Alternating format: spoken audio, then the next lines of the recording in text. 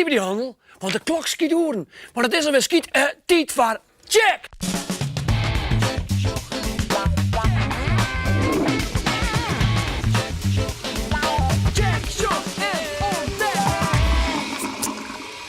Als er een onderwerp is waar ik net zo graag over praten wil, dan is het wel over poep. Maar ja, eens poepen we alle keer. Zelfs de koning en de koningin die poepen. Kist het die vaststellen? We hadden het gehoord over poep dus, of eens werkenpoep. Maar hoe die poep of die diarree ontstaat, dat zeggen we azend. Ik zeggen we met Aliet die poep hun de hand met vies vindt. En de mangrove vooraan die zijn eigen uitwerpselen broekjes in vijand. Dat zo stoos dan met. En we zorgen ik in deze check bij Joshua en Hessel die het mij doen om free running. Dan is het vast lekker oppoepen. Dus, ga erop! Sinds 5 jaar kampt Nederland met de economische crisis. Op Prinsjesdag had de regering bekendmaken dat de takkemier nog weer meer bezuinigen worden moet. Dat had grote gevolgen voor de vleerbasis in Ljouwert. Want honderden mensen die er nou werkje, rijdt ze haar baan kwijt. De vleerbasis in Ljouwert is onderdeel van de Koninklijke Luchtmacht, krijgt als de vleerbasis in Volkel, Noord-Brabant. De regering wil dat werk dat nou nog in Ljouwert dienen wordt naar Volkel tageert. Daardoor verliezen een soort mensen in Ljouwert haar baan. Uiteindelijk wil de regering 350 miljoen euro bezuinigen op Defensie. Ik zit er ook net in het scheenmaatje en we eten en drinken, ja. En dan kom ik er aan mijn hoek en ik krijg me het lader van wat. Dan leidt al mijn douwen daar. Donderdag de nacht binnen 24 douwen van postdohouder Hiekes Hiemstra deerbieten. Ze binnen deerbieten toch een stiermut, een steenmarter. De stiermut is een beschermde diersoort in Nederland. De postdohouder uit Twieselerheide is bot ondien. Hij hier de douwen om mij te dwaan om wedstrijden. Postdouen worden jennen in het land loslitten en moeten dan zo gauw mogelijk weer naar haar baas vliegen. 1, 2, 3, Sneu wie het Nationale Burendag. Een dag die stviest met de boelje uit de buurt. Boelje komen gezellig bij elkaar en doen wat goeds voor elkaar en voor de buurt. Het idee is om buurten leuker, socialer en veiliger te maken. Op een prottenplakken in Friesland waar de burendag houden. Zo waart er op de Spanjaardsleerne in Ljouwert een garden sale houden. Een soort van merk. De wie van alles. Spultjes, eten en drinken en wat dat verkocht was. De opbrengst van goed 1400 euro ging naar Serious Request. Binnen hem op Squallen al dwaande mij een actie van 3FM. Ik had het zelf wel eens gedaan toen het glazenhuis midden in het centrum van Green stier. Toen had ik Gerrit met mijn band een festival organiseren om zo volle mogelijk geld in te zamelen van Serious Request. Dit jaar zit het glazenhuis van 18 onder mij 24 december midden in het centrum van Ljouwert. Te Gerrit met het Rode Kruis zet 3FM zich alle jaren in voor een stil ramp. En dit jaar vregen ze aandacht voor honderdduizenden mensen die deergenen om diarree. Deergenen om diarree. Ken dat dan, vraagt hij dan nog? Ja, zeker ken dat. Als je geen drinkwater hebt, of geen shippen en geen wc's, dan ken dat. Maar in Nederland zit dat net zo gauw gebeuren. Want wij griepen je voeten dadelijk zien als het misgaat.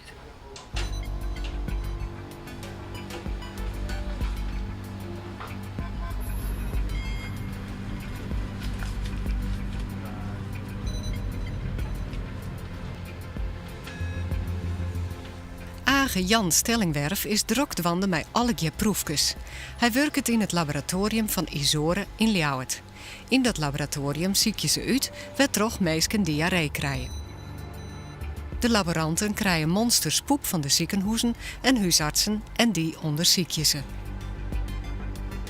Nou, dit is dus zo'n monster wat we binnenkregen hebben. En in dit monster ben we op zoek gegaan naar de Salmonella-bacterie. En die hebben we er gevonden. En het kan dus zo wijzen dat deze patiënt zijn vlees net goed terugbakt heeft met barbecuen. En dat er dus salmonella in komt, dat de patiënt de lijst gekregen heeft. Wij houden dan onder huisartsen terug dat deze patiënt die bacterie heeft. Die kunnen dan eventueel een antibiotica aan. Er binnen verschillende bacteriën daar diarree van krijgen kist. Salmonella is een van de bekendste. Vaak gaat de diarree na een paar dagen weer oer. Maar als het net zo is, kist er flink ziek van worden.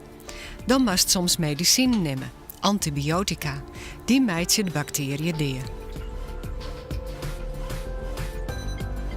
Het is daarom belangrijk dat de laboranten precies uitzieken welke bacteriën er in de poep zit, zodat ze weten welke antibiotica in hammert.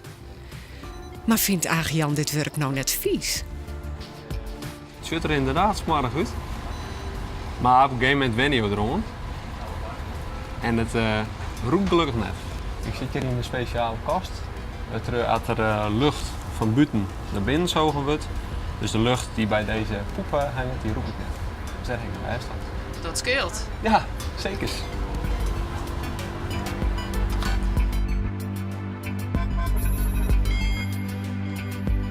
In Eermeland worden dit soort onderzoeken haast net dien. Een soort baan ginnen daar deer onder de gevolgen van diarree. Het voornaamste bij diarree, ja, dat weet je misschien zelf ook wel, dat is dat je heel vaak naar de wc moest. Dus er verliest uit je lichaam heel veel vocht. En het probleem in die Eermeland is dat meestal net genoeg vocht onvuld wordt. Dus dan krijg je uitdrogingsverschijnselen. En daar gaan de meesten dan leren. En dan kan je je voorstellen dat er één persoon is die last heeft van diarree, dat het zich dan toch wel heel snel verspreiden kan. Dat ze daar bijvoorbeeld net goed een handwasje kennen, geen water om te drinken. Alle dagen onderzoekt het Agian met zijn collega's zo'n 50 poepmonsters. Een smarrig werkje, maar met een goed doel dus.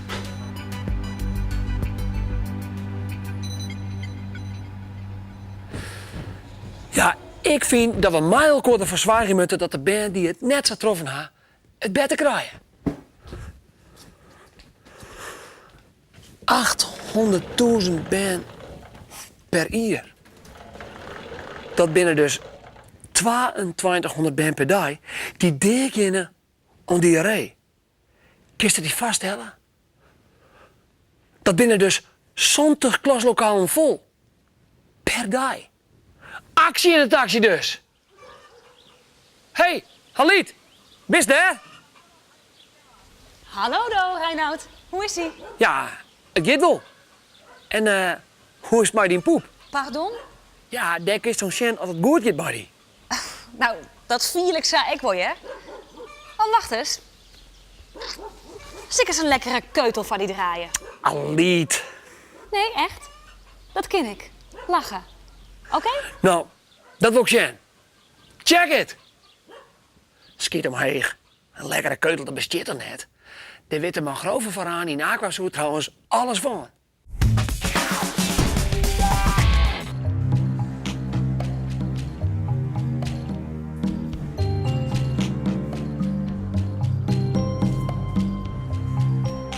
Dit is een mangrovenvaraan. Het is een reptiel en die komt voor in Azië en bij Australië.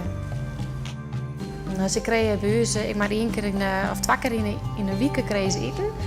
En in de natuur ja, kan het natuurlijk voorkomen dat ze net eens een keer net wat fijner kennen. Dus dat bood ze ook naar in de dierentuin.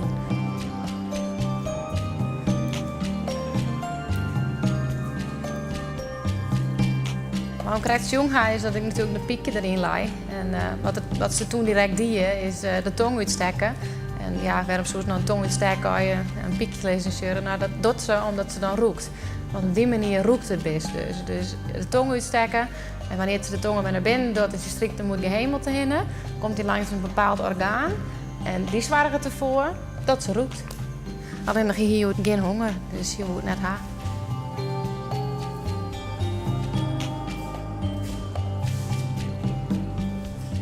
Nou, omdat ze natuurlijk wat minder eten, dan poepen ze ik wat minder. En dat zo bij ons ik bij zo. Wie ik nog net zo vol eten, dan poepen we natuurlijk ik net. Maar dat is bij hun dus kringelijk zo. Dus ze kregen maar 2 keer in de week kregen ze het eten. Dus ja, ze zullen misschien nou vaak ze poepen om een dij. Nou, die poep van hun die ziet er net zo heel fris uit. Er zit natuurlijk, de urine zit er ik bij in verwerken, waar toch altijd vrij dun eruit zit. En hoe dat kennen dat het zo dun is. Nou ja, ze eten natuurlijk ook gewoon vlees. Maar ze hebben zo volle stoer in hun lichaam, wat het dus eigenlijk alleen nog maar als vloeistof er uiteindelijk weer uitkomt. Dus het kan wel eens wel dat er een keer een vers draad uitkomt, dat kan. Maar vaak is het dunne mest. En voor hun is het natuurlijk wel ideaal, want dat ze dan een keer ruzie gaan met een oormandje, dan kunnen ze zich verweren. Dan poepen ze vaak van hun oor. Dus dan is het wel fijn als het wat dunne mest is.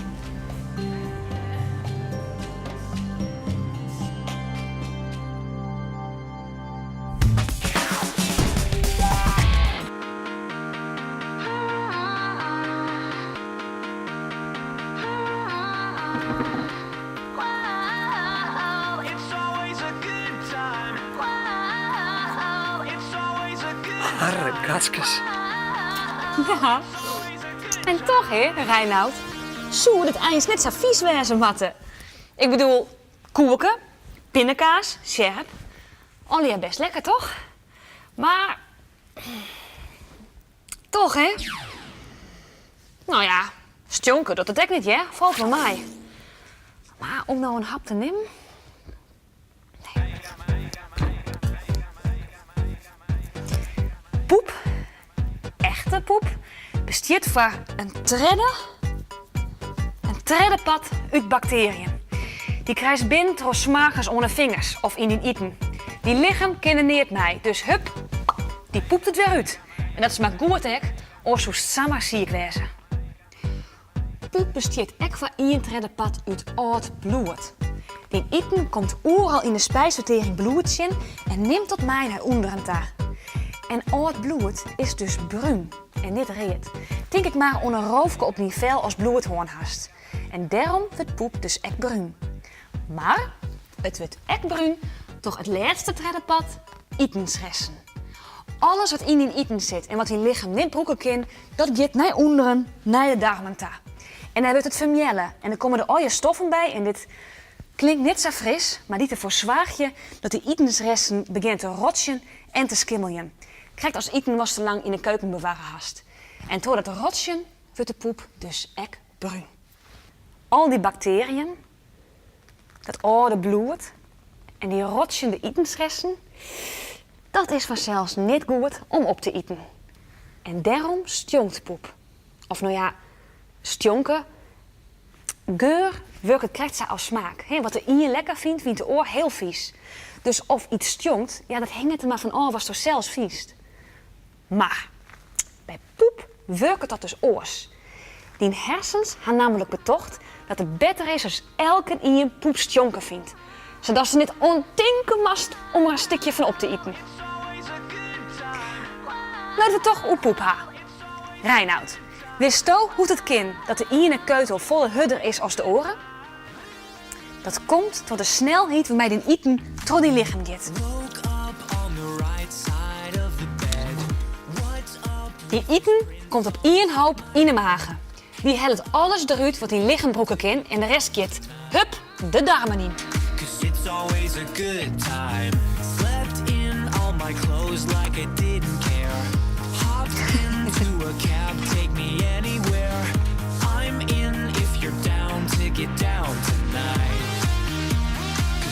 Die darmen zitten opfrommelen in die buik en binnen als ze uitvouwen zoest in totaal wel 8 meter lang. Het eten maakt dus een hele reis meidje. Nou, onder het begin van die darmen is het nog een beetje een werkenboel. Dus wat doen die darmen nou? Die beginnen te kneden en persen ze het vocht eruit. Want het vocht, dat kan die lichaam nog wel broeken. En die hele reis, door die darmen heen, door het zo'n 12 en 24 uren. Ja, en dat klopt het ook wel, want gemiddeld gaan mensen 1 tot 2 keer op een dag poepen. En als een keer een dag niet poepst, dan zit dat eten dus langer in die darmen, wordt er meer perst, wordt er meer vocht uithellen en krijg je dus een huddere keutel. Nou, zo simpel is het. En andersom, als het krampen hast, dan werken die darmen eens vissen te vlug. Die kneden en kniepen en persen, de poep zo gauw mogelijk eruit. Dus er is volle minutiet om het vocht eruit te krijgen. Het resultaat is weken poep. En als het echt slim te pakken hast, diarree. Nou Reinoud, dikke doei. Nou, wist wat al niet? De keutel, hè? Ben je trouwens ook echte strontkenners? Professors van de poep? Zo, dit is van een kool. Dat short elke niet in. En dit is van een hoen, dat is ook niet zo moeilijk. Maar, weet je Mick, welk beest dit kwakje uitpoept had? Nou, ons bij december lieten wij een check alle weken een skietprestaties in van een beest. En Jim maakt er reden van welk beest dat het is. En dan squallen mij de meeste goede antwoorden die je op excursie naar het Fries Natuurmuseum. Stuur maar de hele klasse een antwoord per e-mail naar check@omroepfriesland.nl. Check, show en ontdek! De cat leap, de speed step, de buyout, de lazy up, de rail flap. Waar hak het oer free running vanzelfs. Het lijkt op gymnastiek, maar het is volle cooler. Free running. Just het hield iets vaker. In videoclips, zoals hier in Jump van Madonna. En ook in films. Het lijkt een echte rage te worden. Bij Doenskwalla Eier in Jobbegeer kist free running les krijgen. Josia begint nu ons zijn tweede jaar en kent het dus al aardig. Omdat bij de les die wij filmen een vriendje meenemen mocht die dat nog nooit hier had er Hessel meegenomen. Hessel is dus voor het eerst aan het freerunnen. Nou, freerunning is eigenlijk zo'n sport die je buiten beoefent. Dat is freerunning is zo mooi mogelijk en zo leuk en snel mogelijk van punt A naar punt B komen. Oerobjecten heen, oer dus hekjes heen, oer murkjes heen, oer bij daken opklimmen, salto's doen en ja, gewoon een hele vette stunt. Want dat is eigenlijk freerunning heel kut zijn. Hessel, daar heeft het nou voor de eerste keer niet. Wat vond je ervan? Ik vond het heel leuk, want ik vind het altijd leuk om dingen heen te springen en uitdagingen aan te beginnen. Ja, dit is gewoon een uitdaging voor mij. Nou wie het in games heel, maar free running was het eigenlijk boeten van. Just dat zitten. Ja, ik zit wel zitten, maar kijk wel eens met Josje hekken. Ik was die in wat voetbalhekjes in en springen of zo. Nou, toen vond ik het ook wel heel leuk, dus ik vind dit echt super. Joshua, wat vind je de allerleukste techniek? Speedstep. Daar gebruik je wel heel veel dingen mee en dan kan je één voet zet je bijvoorbeeld op een hek en de andere voet gaat er doorheen.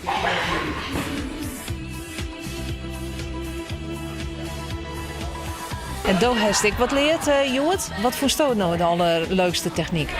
Dat wiederracen. Dat vond ik wel het leukste. Want dat begon ik mij nou. Hier keek al een keer jaren verjet, dus die snapte ik in één keer wel.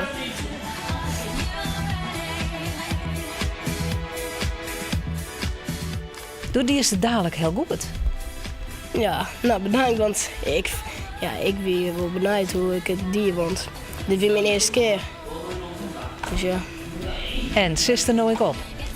Nou, ik vind gewoon aan mijn ouders als ik op, maar want ik vind het wel heel leuk. Sipco neemt freerun een libbestiel.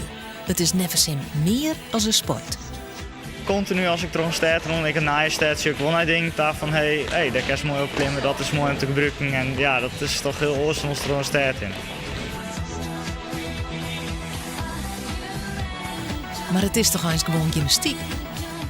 Ja, het ging het wel voor op gymnastiek, maar dit is echt meer dat ik boeten in eigen leven waan kerst. Zoals gymnastiek dus net gewoon als het groen is, maar dit kerst gewoon waan als het groen is. Is dit cooler, Joshua? Ja, ik vind het wel cooler, ja.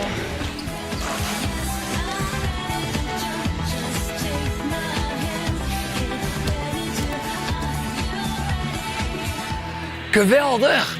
Die jongens kunnen dus altijd het kwartste paard nemen. Freerunning, het is te doen op verschillende plekken in Friesland. En worst witte waar? Google je maar even. Hij hem trouwens ik flink googly moeten op de vraag van Johannes. Waar is Treddewotten bij de Voice of Holland bij Johannes Twaddewaard? Nou? Hier is Floortje Smit.